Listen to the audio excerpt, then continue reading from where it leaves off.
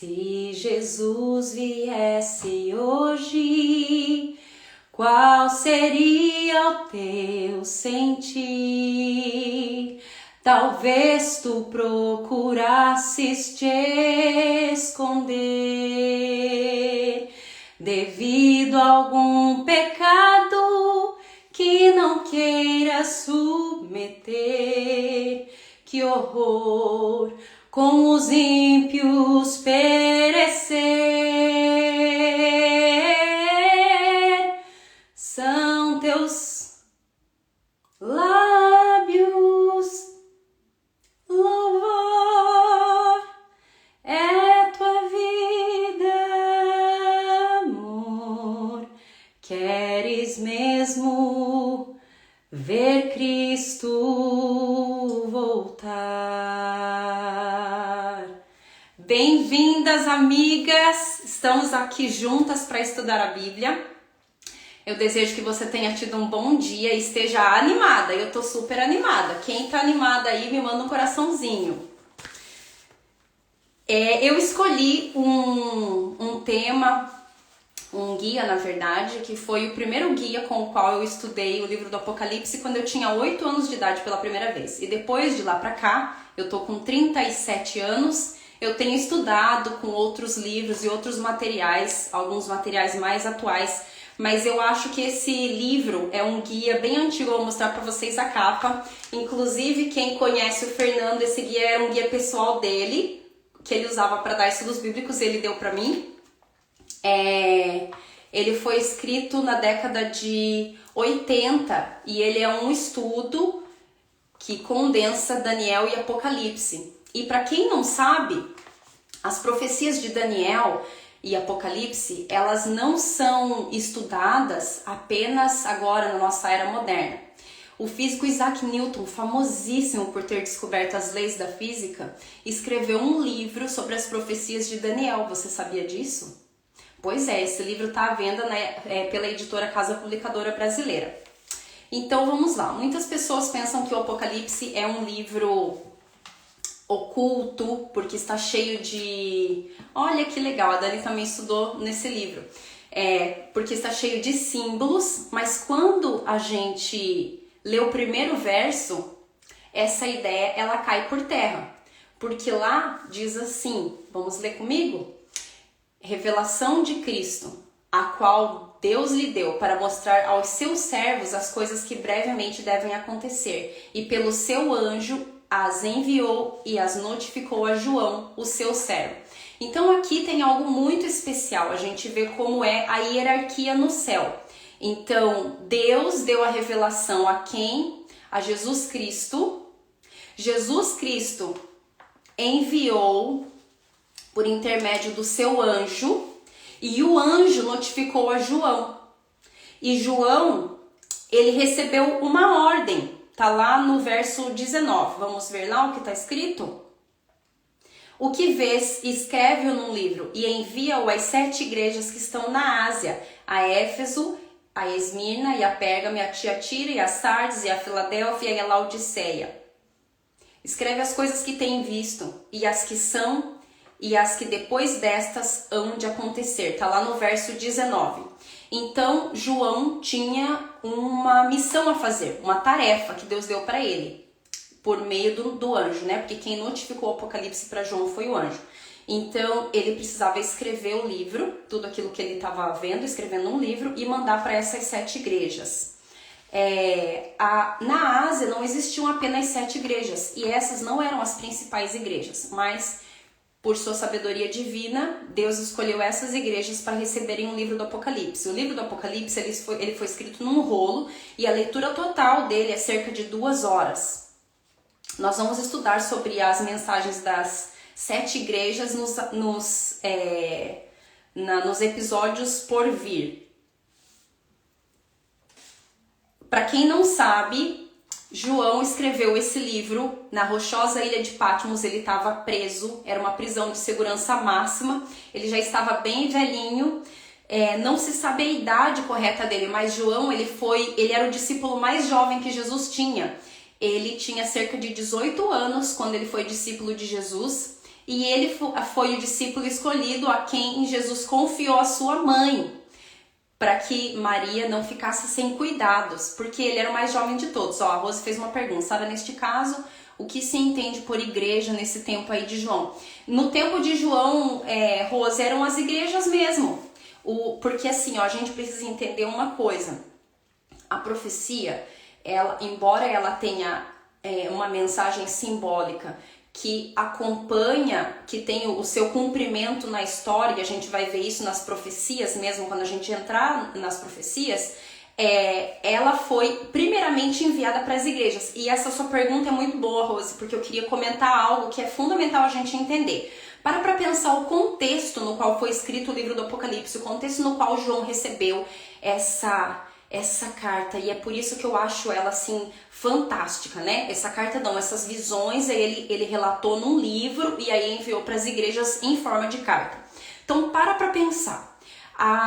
Isso aconteceu cerca de 90 anos depois do nascimento de Jesus Cristo. Então João já era bem velhinho. Se ele tinha 18 anos quando Jesus ressuscitou, foi crucificado e ressuscitou, então faz a conta, ele já era um centenário, mais ou menos nessa época, né? Jerusalém já tinha sido destruída, porque Jerusalém foi destruída no ano 70 depois de Cristo. O povo de Deus já tinha sido espalhado e estava sendo perseguido desde a ascensão de Jesus, porque Estevão foi apedrejado no ano 34 depois de Cristo, ele foi o primeiro mártir cristão da história. Então imagina, desde o ano 34 até o ano 90, quantos anos? Cerca de quase 50 anos as pessoas sem terem uma mensagem de Deus, Deus em silêncio. Então, Jana, um beijo, querida.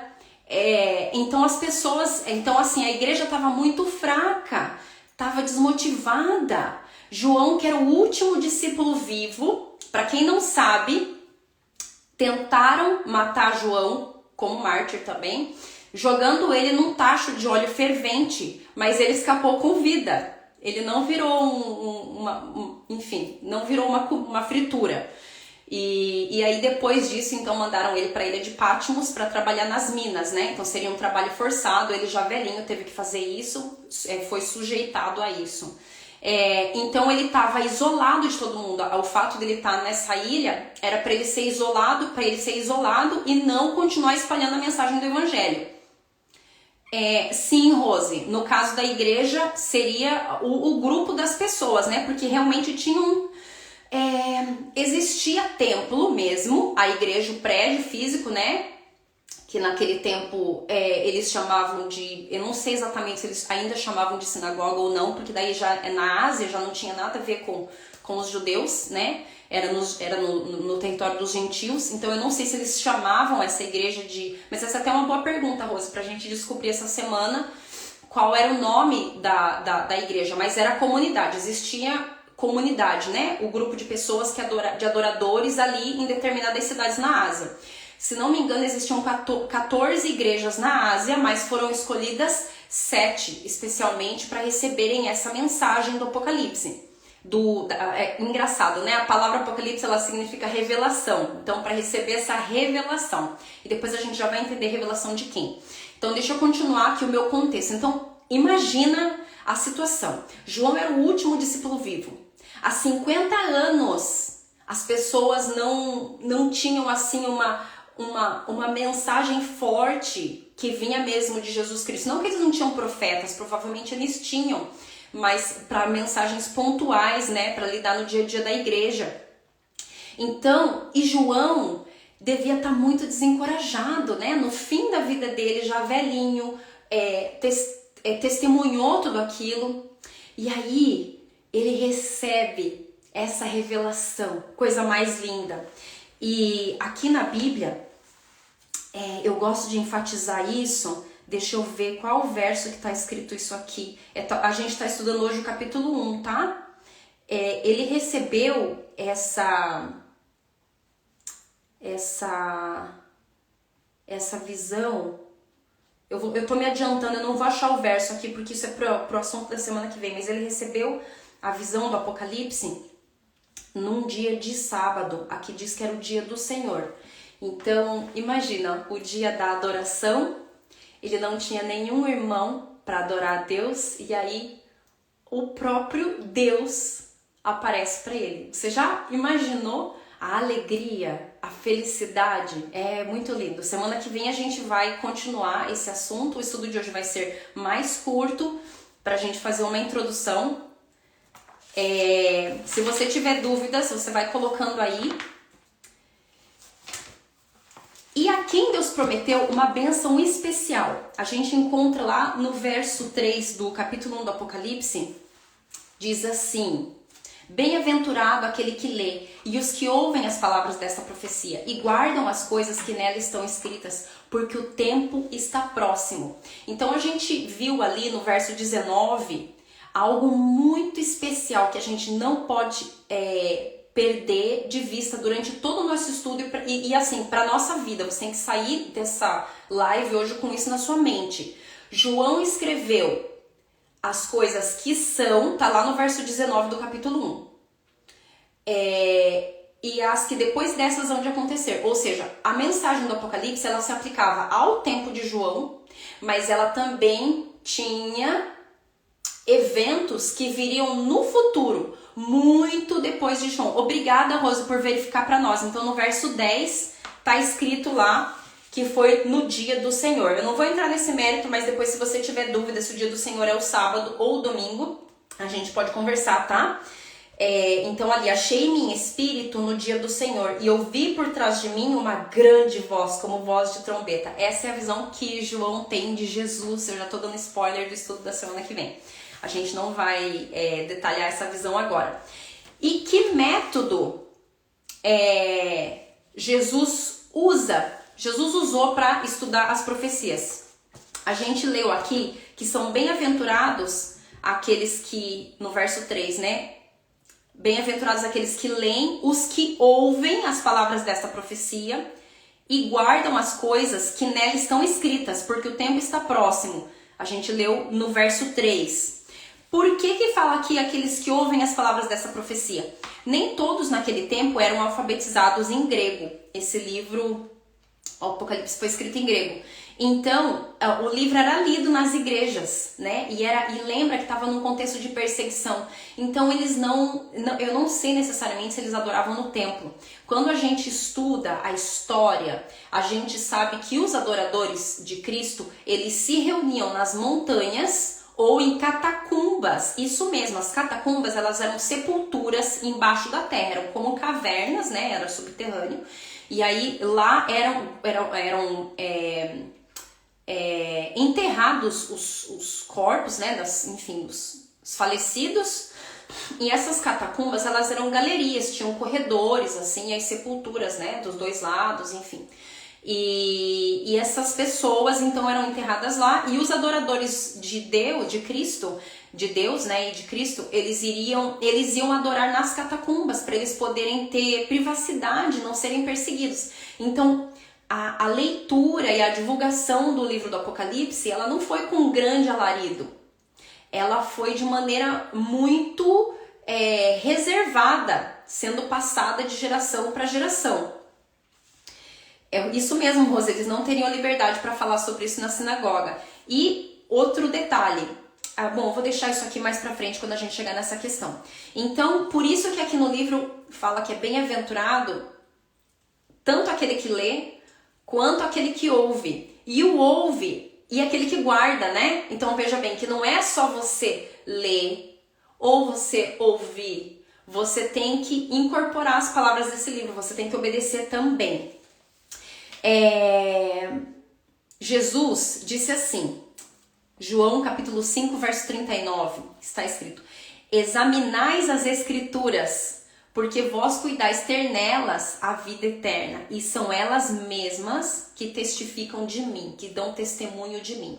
Então, um incentivo de Jesus, você que veio aí e está agora estudando a Bíblia conosco, você não está estudando a Bíblia comigo, Você está estudando a Bíblia com o Espírito Santo. Nós ainda nem oramos, eu vou pedir o Espírito Santo nesse momento. Poderoso Deus, nós queremos te pedir que o teu Espírito Santo esteja conosco durante esse estudo. Nós sabemos que o Senhor já está presente. Por favor, ministre no nosso coração. Ensine de uma forma que cada um de nós possa entender e seja impactado pela tua palavra. Em nome de Jesus, amém. Então, qual era o método que Jesus usava para estudar as Escrituras? Em Lucas 24, 27, diz assim: E começando por Moisés e por todos os profetas, explicava-lhes o que dele se achava em todas as Escrituras. Isso é muito interessante. No tempo de Jesus, os teólogos tinham o Talmud, que era uma espécie de enciclopédia teológica que continha a explicação da tradição judaica e dos teólogos. Mas o nosso Senhor Jesus, ele não usou a teologia da época dele para estudar a palavra de Deus. O que ele fez? Ele procurou na própria Bíblia, desde o comecinho. Por isso que fala Moisés, porque Moisés foi o autor dos primeiros 5 livros da Bíblia. E aí depois os profetas. E então ele explicava para os discípulos e para as pessoas tudo o que a respeito dele estava escrito. Então Jesus, ele recorreu à Bíblia. Ele não recorreu a teólogos, a doutores da lei. Então a gente entende que a Bíblia, ela deve se explicar a si mesma. Então, como cristãos, seguidores de Jesus, a gente vai usar esse mesmo método. A gente vai deixar de lado as explicações humanas e nós vamos estudar a revelação de Jesus Cristo, o Apocalipse, por meio da própria Bíblia. O Apocalipse, ele faz cerca de 2.000 menções indiretas a todos os livros da Bíblia. Então, ele é como um índice, um resumo. Seria como um resumo. E até curioso, né? Porque ele é o último livro da Bíblia e é como se ele amarrasse e fechasse com chave de ouro. Você vai entender isso à medida que nós avançarmos no nosso estudo. E que método Deus usou para dar a João essa revelação do Apocalipse? Lá no capítulo 1 ainda, nos versos 11 e 12, a gente tem a resposta. O que vês, escreve num livro e envia-o às 7 igrejas que estão na Ásia. Peraí, eu acho que eu copiei errado aqui. Não, é isso mesmo. Então, ele viu coisas, né? Deus, qual foi a mídia que Deus usou para revelar para João? Visões. Então era como se ele... E a visão, ela é diferente do sonho. A visão, você tem controle dos movimentos do seu corpo. Não é como no sonho, que se você tá caindo, você tá caindo. Se você tá voando, você tá voando. Na visão, você tem controle dos movimentos do teu corpo. É como se você tá ali dentro. O teu corpo tá ali dentro. Mas é algo que acontece na tua mente. Não é, o teu corpo permanece onde ele tá, mas tá tudo acontecendo aqui na sua mente. E aí continuando, né? No verso 12. E virei-me para ver quem falava comigo, e virando-me vi 7 castiçais de ouro. Então, ao ler o Apocalipse, a gente nota que ele tinha estímulos audiovisuais. Não era só ouvir e não era só ver. E isso é muito rico. Eu não sei se alguém de vocês que está aí ouvindo nesse momento já teve a experiência de uma visão, mas é algo tremendo. Vamos continuar então aqui no nosso estudo. Por que é que Jesus falou por meio de símbolos? Por que a revelação foi dada para João por meio de símbolos? Porque que Jesus, o próprio Jesus, falou em parábolas e nos deu o livro do Apocalipse em símbolos. Vamos ver o que diz lá em Lucas, no capítulo 8, no verso 10. Diz assim: E ele disse, a vós vos é dado conhecer os mistérios do reino de Deus. Jesus está falando com os discípulos, mas aos outros por parábolas, para que vendo não vejam e ouvindo não entendam. Então Jesus, ele falou por meio de símbolos que são passíveis de interpretação por meio da Bíblia. E em 2 Pedro tem um texto que me chamou bastante atenção. Não é em 2 Pedro não, aqui eu quero ler Isaías, no capítulo 29, do 10 ao 14. A gente sabe que muitas pessoas não querem aceitar a verdade da Bíblia. Muitas pessoas querem distorcer, querem que a Bíblia atenda os seus próprios propósitos egoístas. Às vezes, nós mesmos corremos o risco de fazer isso, querer distorcer a verdade bíblica para agradar o nosso desejo pecaminoso. E tem uma advertência para todo aquele que não quer aceitar. No capítulo 29 de Isaías, o verso 10 a 14, eu vou ler para você, porque esse texto do nosso estudo de hoje foi o que mais me impressionou, enquanto eu estava preparando. Porque o Senhor derramou sobre vós um espírito de profundo sono e fechou os vossos olhos, os profetas, e vedou os vossos líderes, os videntes. Então veja que interessante, Deus fechou os vossos olhos. Quais são os vossos olhos? Os profetas. E vedou os vossos líderes. Quais são os líderes? Os videntes. Pelo que toda visão vos é como as palavras de um livro selado. O livro naquele tempo ele era um rolinho assim, né? Então era colocado um selo de vela para não poder abrir. Então aqui Deus está dizendo, né, no livro de Isaías, que as palavras, toda a visão que ele está revelando, são como um livro selado que se dá ao que sabe ler, dizendo: ora, lê isto. E ele dirá: não posso, porque está selado. Ou dá-se o livro ao que não sabe ler, dizendo: ora, lê isto. E ele dirá: não sei ler. Porque o Senhor disse: pois que este povo se aproxima de mim, e com boca e com lábios me honra, mas o seu coração se afasta para longe de mim, e o seu temor para comigo consiste só em mandamentos de homens, em que foi instruído. Eis que continuarei a fazer uma obra maravilhosa no meio deste povo, uma obra maravilhosa e um assombro, porque a sabedoria dos seus sábios perecerá, e o entendimento dos seus prudentes se esconderá. Então, por que Deus fala por meio de símbolos? Para que realmente somente aqueles que amam a Jesus, somente aqueles que amam a Deus, eles busquem e tenham entendimento. No caso específico do livro de João, você não pode perder os próximos episódios para você entender o que é a besta, o que é a marca da besta, o que são as 7 pragas, entender o que são os 4 cavaleiros do Apocalipse, entender o que são as 7 igrejas que aparecem no Apocalipse, a mensagem daquelas 7 igrejas. Por que então o livro do Apocalipse ele foi dado em símbolos? Porque quando a gente estuda a profecia, Deus ele revela algo que vai acontecer no futuro. Então aquilo que Deus revela não é nada espiritual. Deus revela por meio de símbolos uma realidade real. Então, ali no Apocalipse você vai perceber, aparece ali grandes instituições mundiais, instituições sociais famosíssimas, governos famosos, governantes famosos. E se Deus tivesse revelado para João com nomes, cada uma desses exemplos que eu dei, o livro do Apocalipse não tinha saído da ilha de Patmos. Porque lembra que ele estava numa prisão de segurança máxima?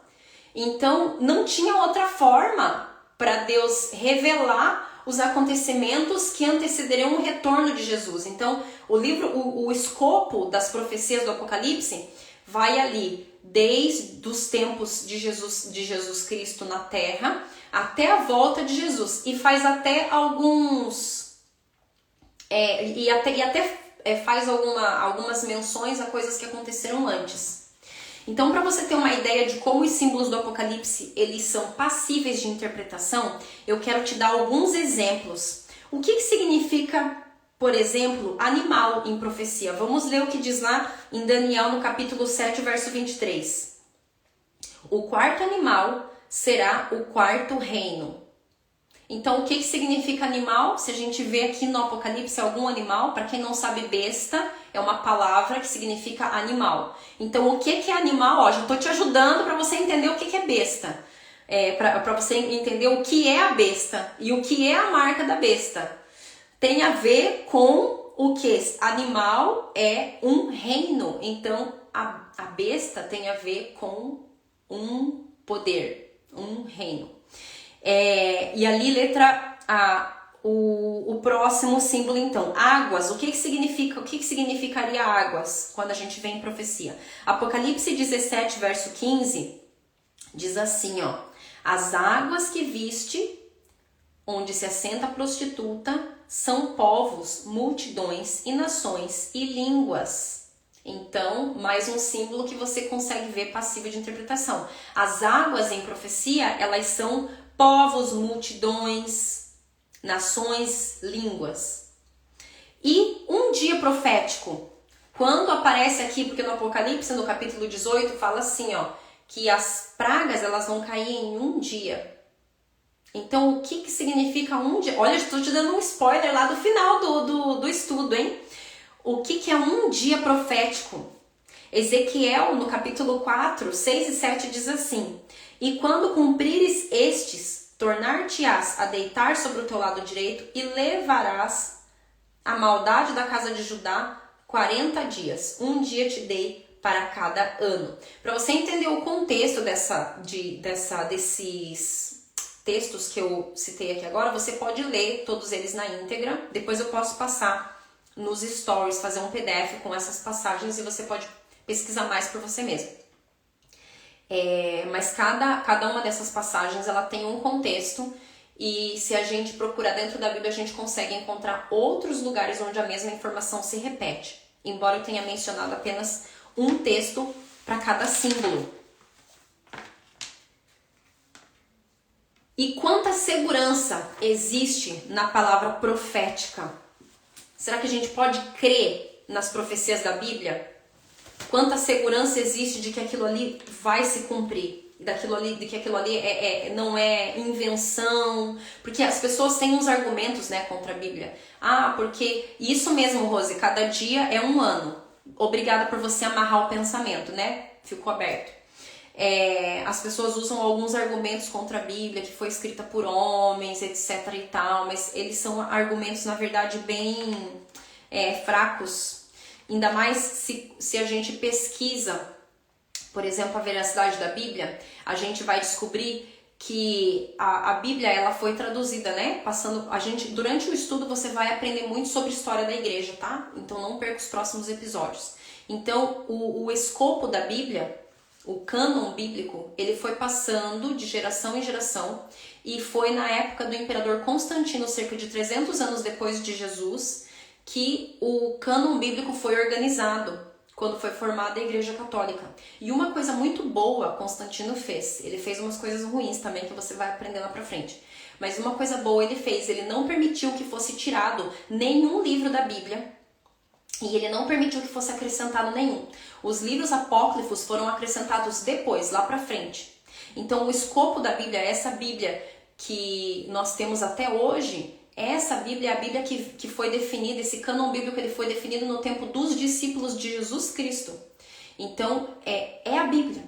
E depois que passou para a Igreja Católica, a Igreja Católica tirou a Bíblia de circulação, porque eu já estou adiantando um pouquinho do assunto, mas em determinado momento, porque foram introduzidas, foi introduzido muito paganismo, né, nesse processo de formação da Igreja Católica, para que agradasse os romanos e agradasse os cristãos.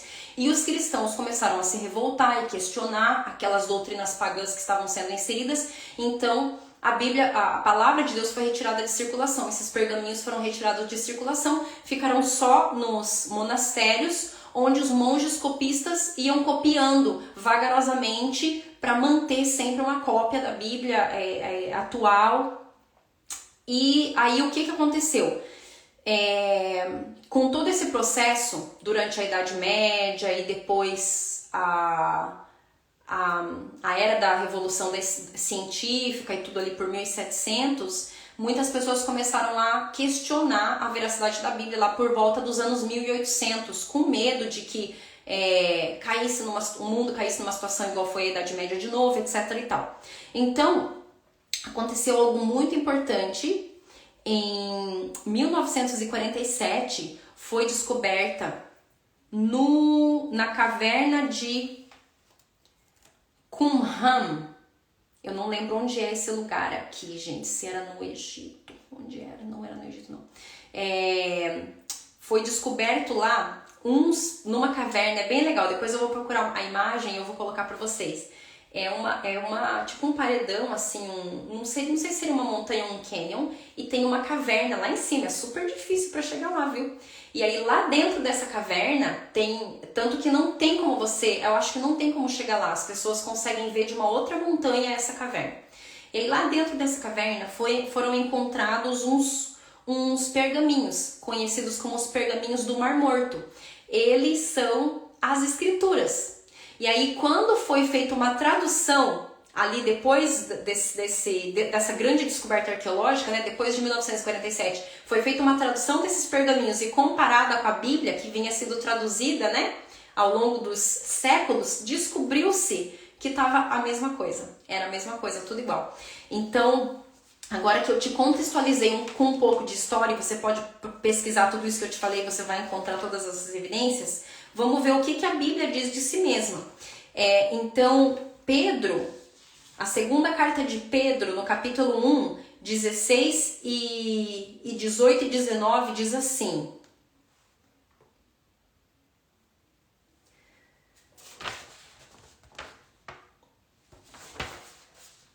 porque não vos fizemos saber a virtude da vinda de nosso Senhor Jesus Cristo seguindo fábulas artificialmente compostas, mas nós mesmos vimos a sua majestade e ouvimos esta voz dirigida do céu, estando nós com ele no Monte Santo. E temos muito firme a palavra dos profetas, a qual bem fazeis em estar atentos, como a luz que alumia em lugar escuro, até que o dia esclareça e a estrela da alva apareça em vosso coração. Essa estrela da alva, em outras versões, eles chamam de a aurora, que seria o amanhecer. Aqui é uma referência à volta de Jesus. Esse trecho é muito lindo. E de que coisas Deus nos adverte quando a gente vai interpretar uma profecia? Então vamos ler em 2 Pedro ainda, no capítulo 1, o verso 20.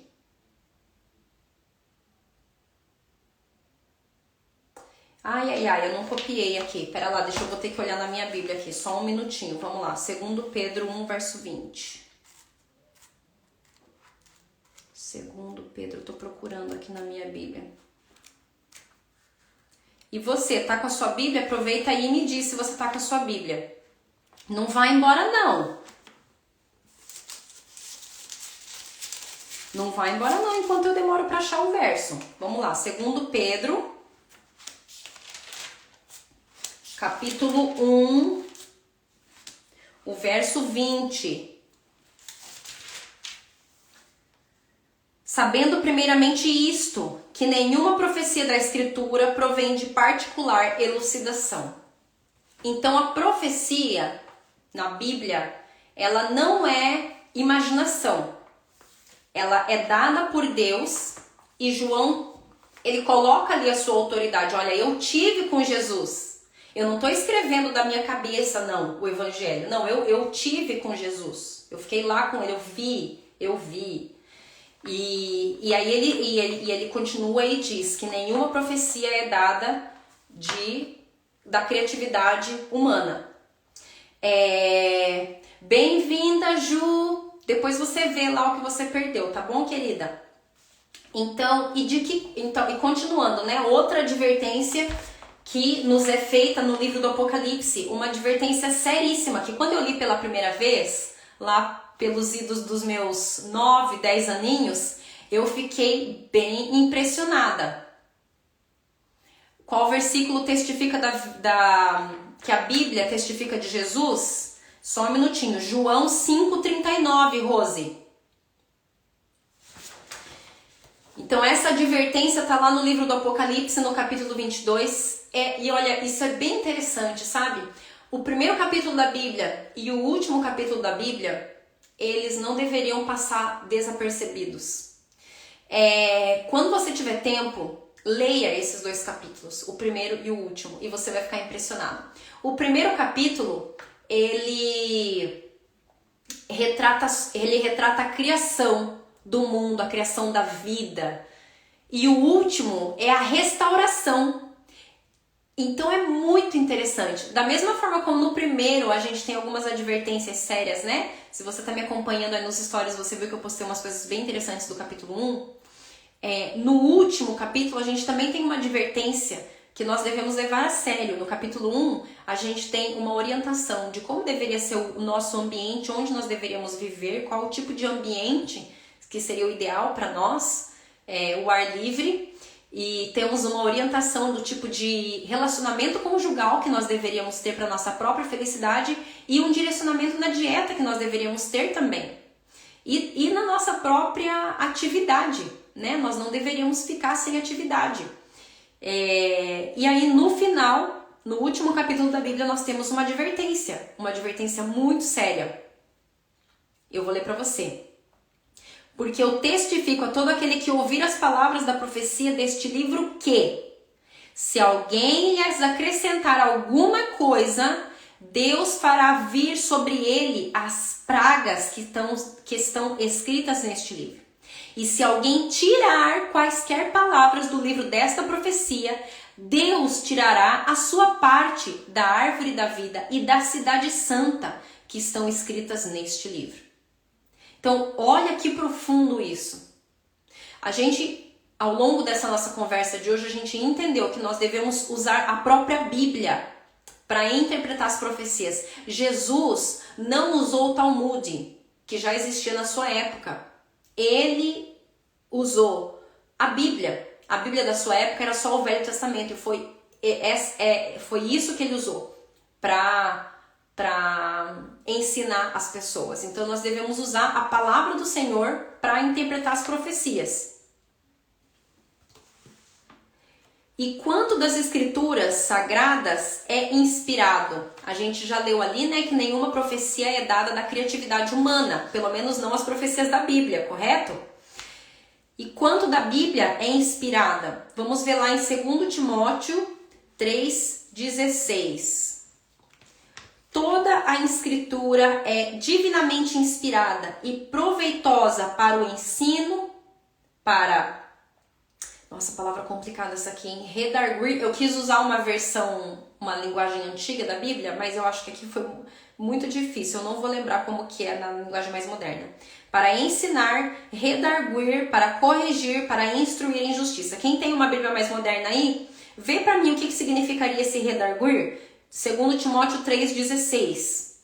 Então a gente viu aqui que toda, não é só parte, toda a escritura, ela é inspirada. E aí a utilidade da escritura, ela nos ensina e ela nos corrige.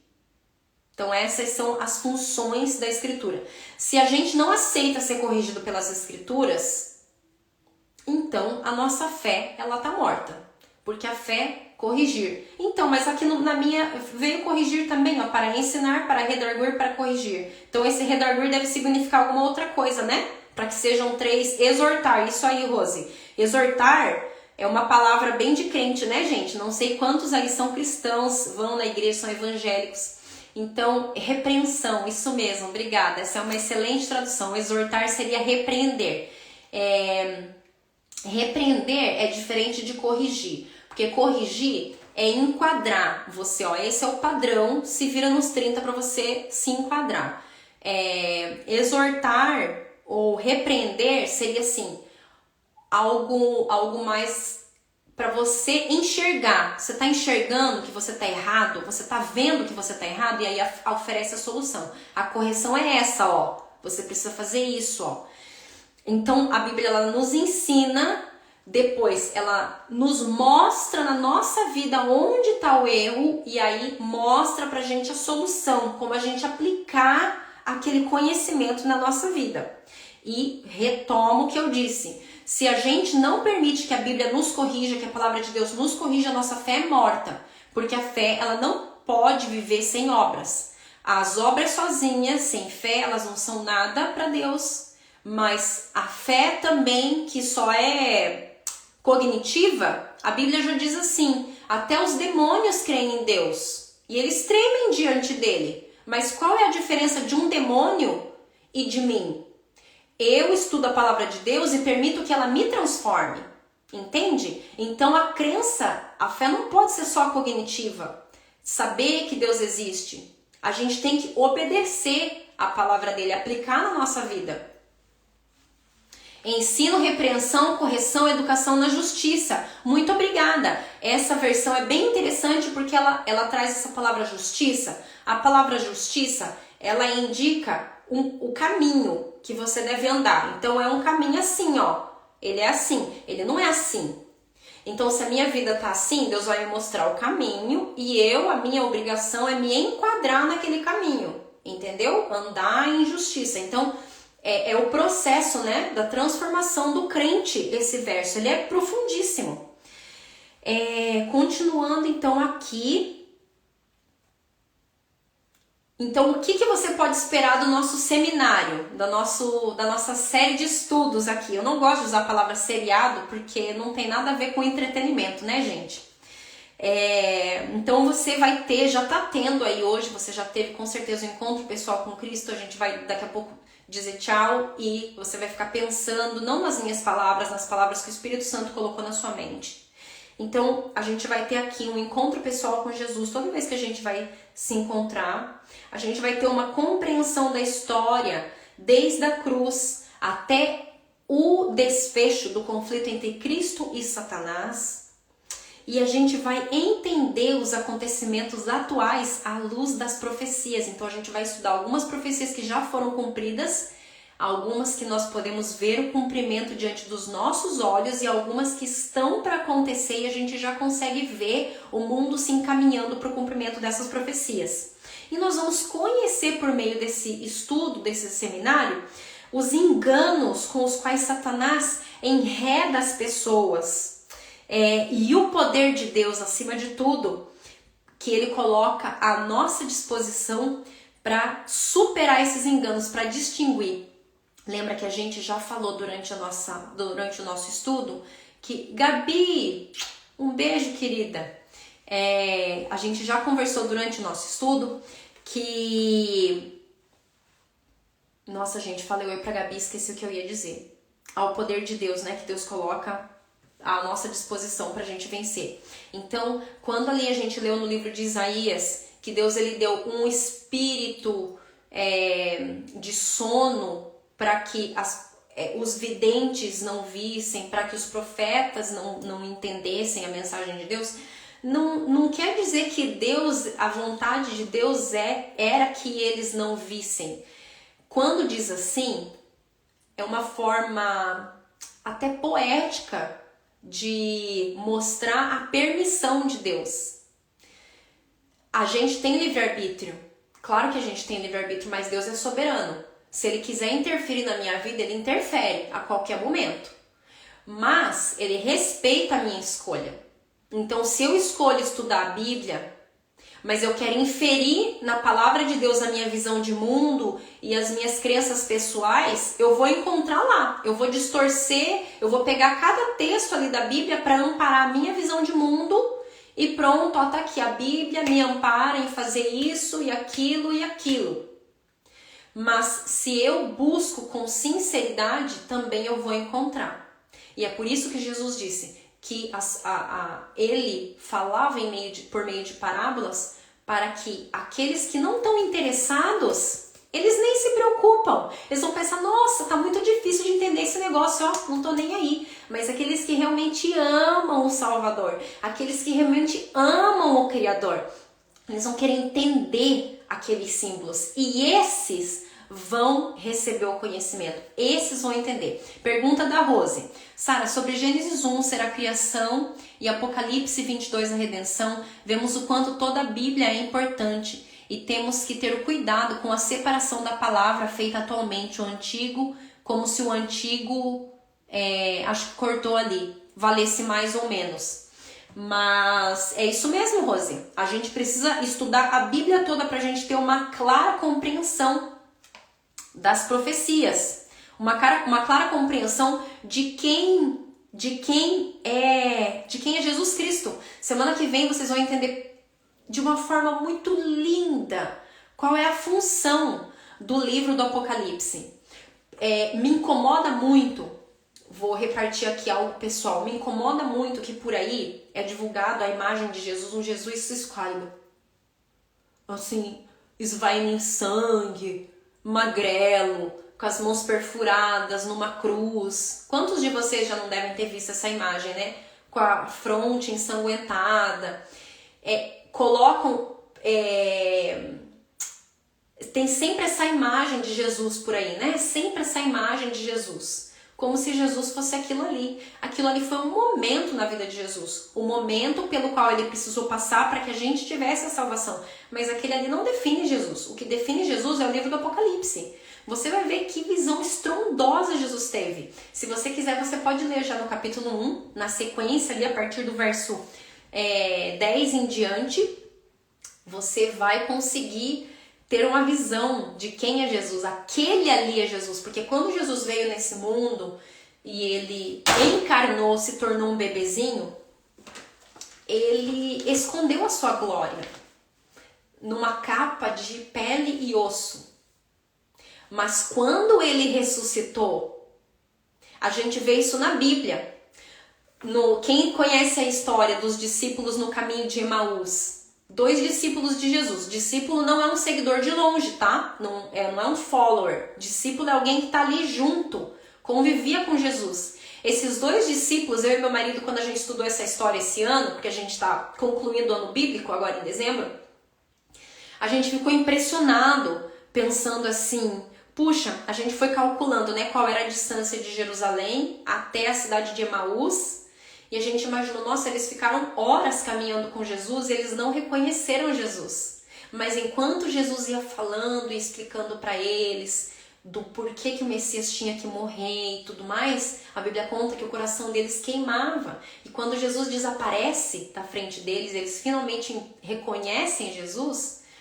Então eles falam um para o outro, nossa, o nosso coração não ardia enquanto ele falava? O nosso coração ardia, mas eles não reconheceram Jesus, porque Jesus estava num corpo glorificado. Ele não era mais aquele esquálido homem de dores, talvez até com olheira, porque a Bíblia conta que Jesus passava noites inteiras em oração e dias inteiros curando as pessoas e pregando, às vezes sem comer. Quem conhece a história da multiplicação dos pães e peixes, sabe que todo mundo estava em jejum há cerca de 3 dias, inclusive Jesus. Então, Jesus na sua ressurreição, ele recebe a glória que parte da glória que ele tinha no céu. E quando ele chega no céu, que é no contexto do Apocalipse, poxa, então ele tem toda a glória. E a gente vai estudar isso semana que vem. Você não pode perder. Que promessa fez Jesus aos que obedecem? Apocalipse 3, verso 10. Como guardaste a palavra da minha paciência, também eu te guardarei na hora da tentação que há de vir sobre todo mundo, para tentar os que habitam na terra. Em outras versões, diz na hora da aflição, não na hora da tentação, que há de vir sobre o mundo todo. O motivo pelo qual, e assim nós encerramos o nosso estudo de hoje, o motivo pelo qual eu convidei você para a gente estudar a Bíblia junto, é porque nós vemos acontecimentos e coisas esquisitas acontecendo ao nosso redor. Depois do Covid, acho que muita gente ficou com uma sensação de que algo muito grande está por vir. E está mesmo por vir. Provação, muito boa palavra. Obrigada, Rose. E realmente o mundo vai passar em breve por coisas terríveis. E nós precisamos estar preparados para fazer a nossa escolha. Porque não vai ter meio termo. Vão ter apenas 2 lados. Aqueles que querem estar ao lado de Deus e aqueles que vão estar ao lado de Satanás. Porque o conflito, lembre-se, não é entre eu e você, entre a minha igreja e a sua. O conflito é entre Deus e entre Satanás. E no final, só vai ter 2 povos. o povo de Deus e o povo de Satanás. E eu já vou dar um spoiler aqui para você, adiantando um dos assuntos do Apocalipse, quando fala dos selados, que é o grupo de Deus. O grupo daqueles que vão estar ao lado de Deus é infinitamente menor, é muito pequeno, comparado ao grupo que vai estar ao lado de Satanás. Então, lembra daquilo que a gente estudou nesse estudo de hoje? E isso significa, muito bem, Rose, verso 10 significa que Deus vai nos guardar da tribulação, da grande tribulação que vai acontecer sobre a terra. A grande tribulação é praticamente as 7 pragas, tá? É praticamente as 7 pragas. Continua acompanhando todos vocês que a gente vai chegar nesse tema. E agora esqueci o fio da meada de novo.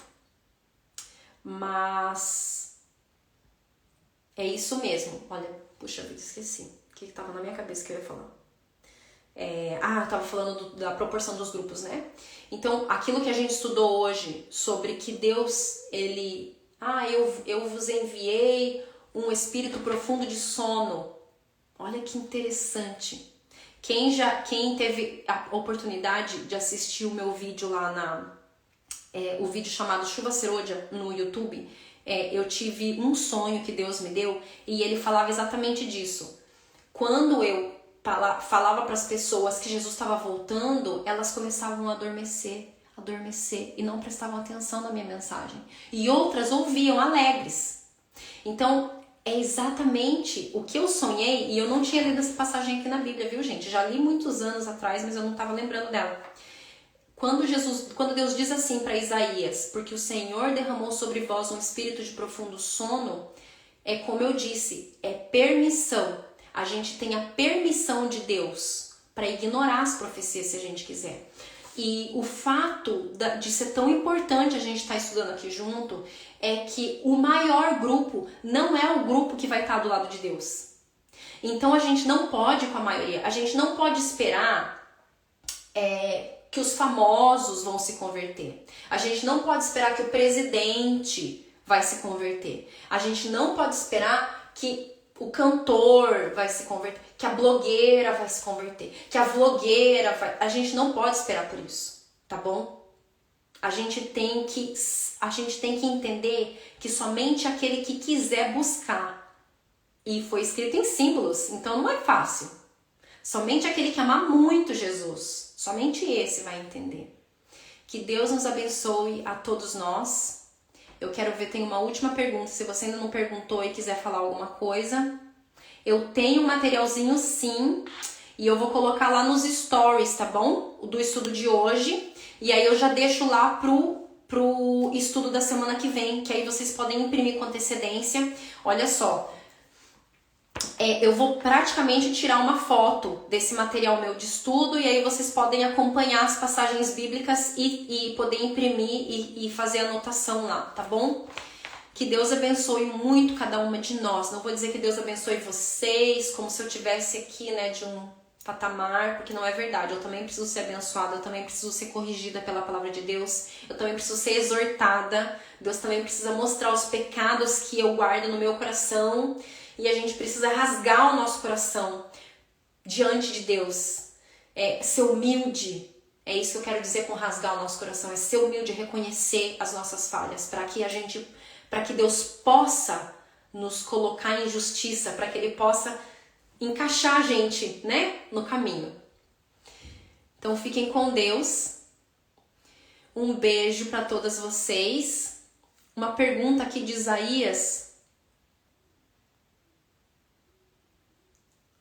Não entendi. Quer saber a passagem de Isaías?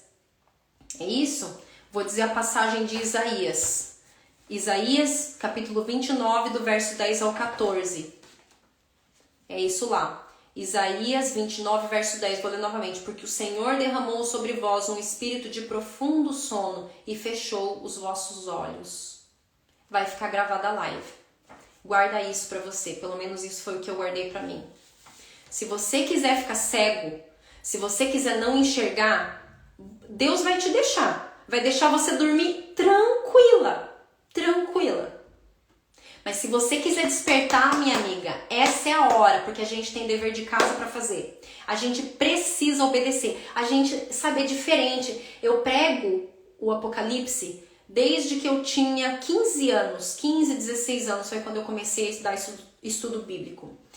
Mas hoje, acompanhando a evolução do que está acontecendo no mundo, eu consigo ver que a gente não tem mais tempo que nem a gente tinha lá atrás. Esse é o momento, e eu não digo isso pra você, eu digo isso pra mim. Esse é o momento que eu preciso ser transformada, que eu preciso render os meus pecados e que eu preciso que o Senhor me transforme, que eu preciso obedecer. Esse é o momento. A gente não vai ter muito tempo, minha amiga. Continua firme aí, a gente vai conversar mais, eu vou falar algumas percepções pessoais no futuro, mas eu vou dizer pra você, o que nos separa da volta de Jesus não são anos mais, são meses. Eu não quero dizer que Jesus vai voltar daqui 12 meses. Quando eu quero dizer meses, é porque se a gente pegar em um escopo de 36, 40, né? É um número pequeno de meses. Então, a gente não tem, assim, décadas à frente. E a gente tem um grande trabalho a ser feito pelo nosso caráter em primeiro lugar. E com a transformação do nosso caráter, as pessoas ao nosso redor também serão transformadas, porque a luz de Deus, ela vai nos encher de forma tal que ela vai transbordar. Que Deus nos abençoe. Obrigada, Ju. Deus tem transformado a minha vida também por meio do seu testemunho. Outra hora eu vou convidar a Ju aqui para fazer um testemunho para nós. Muito linda a história dela, tá? Fiquem com Deus. Um beijão, vamos orar. Poderoso Deus, estamos aqui diante da Tua presença como servas Tuas, meu Deus. Talvez tenha aí algum servo ouvindo neste momento. E eu quero te pedir que o Senhor abra os nossos olhos. Senhor, nós estamos aqui ouvindo porque nós não queremos esse espírito de sono que o Senhor menciona ali em Isaías. Não, nós queremos o espírito de acordar, nós queremos despertar para entender os símbolos da Tua profecia. Abra nossa mente, Senhor. Destrave a nossa mente.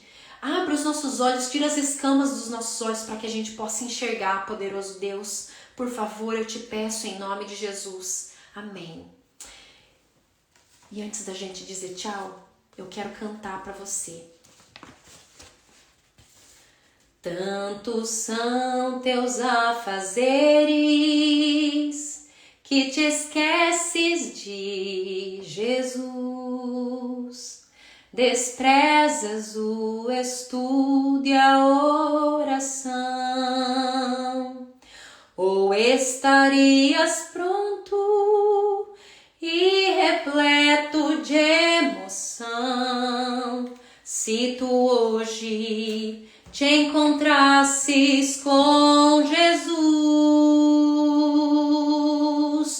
É real teu desejo de vê-lo voltar. Tu anseias por teu Salvador.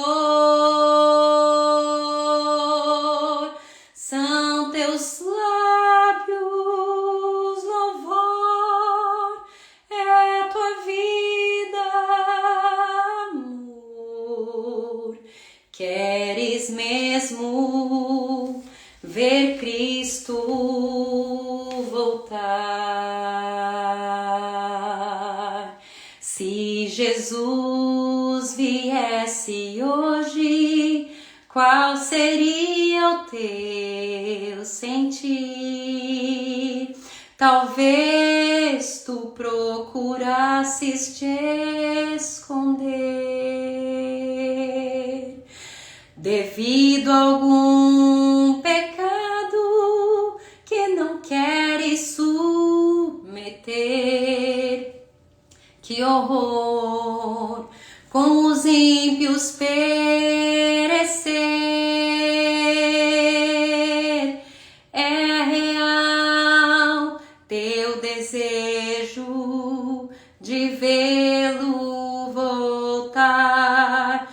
Tu anseias por teu Salvador. São teus lábios